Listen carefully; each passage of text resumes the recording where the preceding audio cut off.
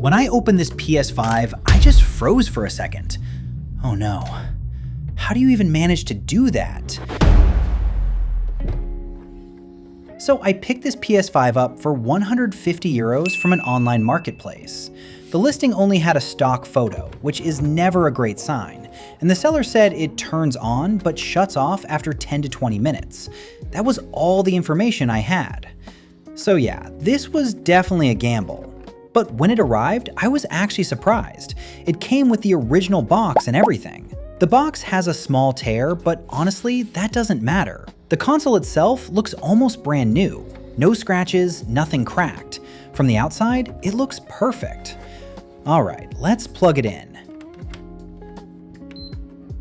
It powers on. Okay, good. At least that part was true. Since this is my first time opening a PS5, I'm really hoping this is something simple. Maybe just dried thermal paste, maybe dust in the fan. Okay, let's take the cover off. And there it is. The fan connector is completely ripped off the motherboard. That's not great. If the fan isn't working, it's going to overheat and turn itself off. So that makes sense now. I'm not going to lie, I've never repaired ripped pads before. This is new territory for me. The warranty sticker is still there, but the damage around this connector is obvious. I'm guessing someone tried to clean the fan and just pulled way too hard on the cable. Let's take it apart properly and see how bad this really is.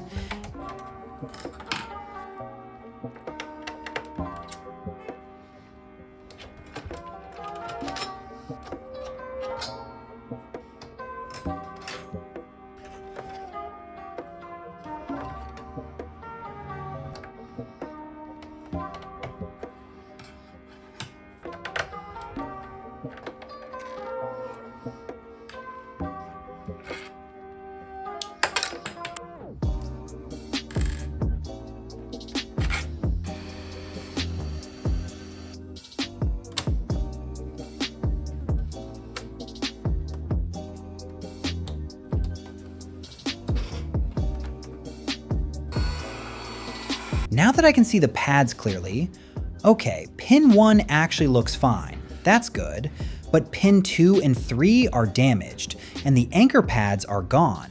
Pad 2 is completely ripped off, so I'll have to run a small jumper wire to rebuild that connection. Pad 3 still has some copper left, but I need to carefully scrape the solder mask to expose clean copper. I'm going to slowly scrape away the green layer until I see shiny copper. I really don't want to damage the trace any further.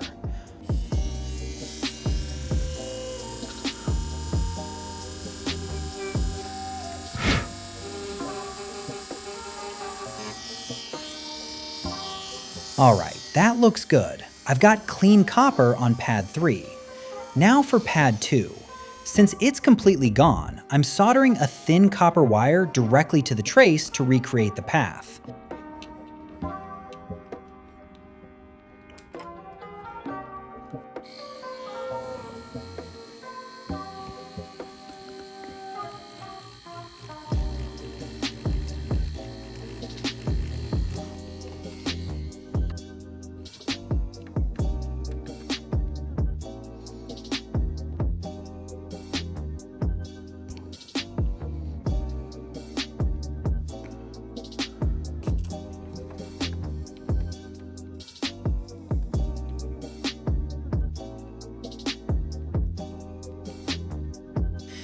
This is my first time doing this kind of repair, so it might not look perfect, but the connection feels solid.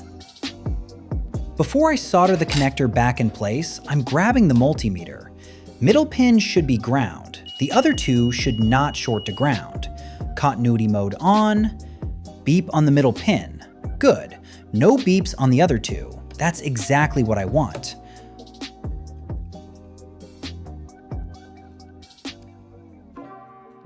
Okay, let's clean everything, add some flux, and solder the connector back.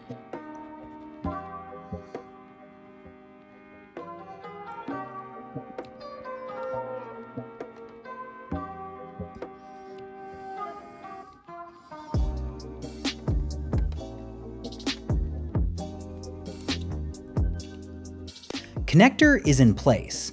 Let me measure the pins again, just to make sure I didn't bridge anything. Everything looks clean. All right, moment of truth. I'm plugging the fan in. Powering on, and the fan spins. That's a really good sign. Now I just need to make sure this connector doesn't rip off again. Rebuilding the anchor pads would be complicated in this position, so I'm going to reinforce it with adhesive. I'll cover the area with tape and use glue with baking soda so it hardens like a rock.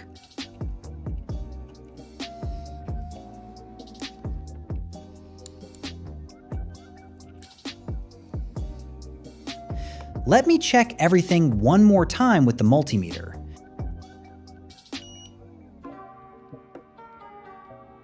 Still good. Okay, let's reassemble it and see if it actually survives a stress test.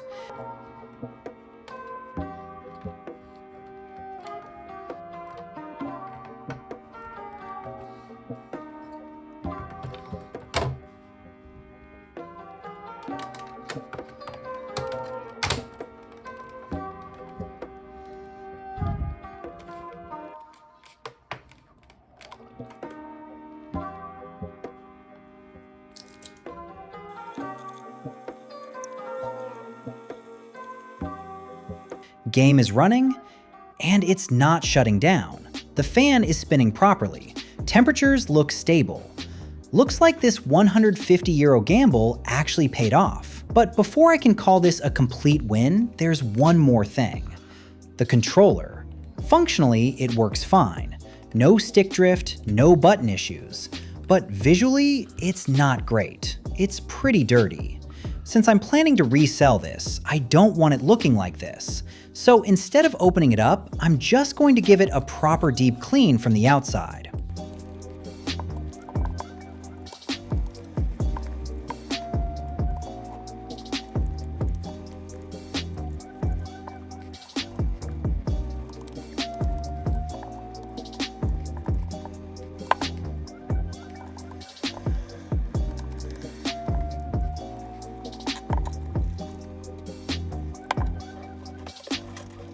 Alright, that's already a big difference.